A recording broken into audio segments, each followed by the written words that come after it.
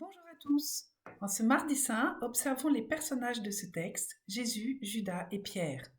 Au cours de ce dernier repas, Jésus vit ici toute l'histoire du salut.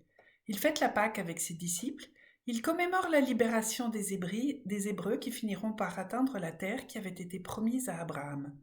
Jésus fut bouleversé en son esprit. Il sait ce qui va arriver. Nous contemplons ici l'immensité de sa mission. Il doit être la nouvelle Pâque, celui par qui la libération définitive va avoir lieu.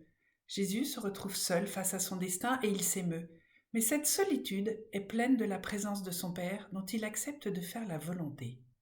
Confinés, nous sommes davantage touchés par la solitude à un moment où la question de la mort nous rejoint quotidiennement.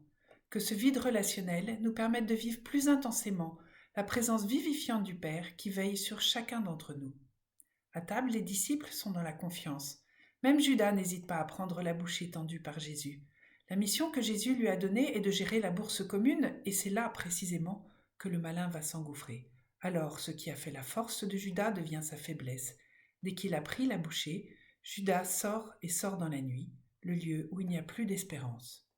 Nous pouvons ici nous interroger sur nos manques de confiance, tout ce qui dans notre quotidien nous entraîne vers la nuit du mal. Comment, en cette semaine sainte, allons-nous choisir d'aller vers la lumière ? Jésus annonce ensuite à ses disciples que le temps lui est compté et qu'il va partir. Mettons-nous à la place de Pierre. Alors qu'il répond avec sa fougue habituelle, Jésus lui annonce sa prochaine trahison. Quel choc cela a dû être pour lui.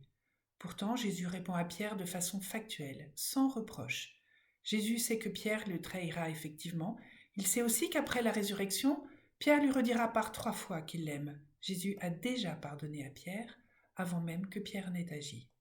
Réjouissons-nous que Dieu miséricordieux nous pardonne inlassablement au-delà de nos peurs, de nos manques de fidélité et de nos lâchetés. Dieu attend que nous lui redisions notre amour et que nous nous aimions les uns les autres comme il nous a aimés. Alors, nous pourrons, au-delà de nos peurs, au-delà de la mort, vivre pleinement l'espérance de Pâques. Bonne Semaine Sainte.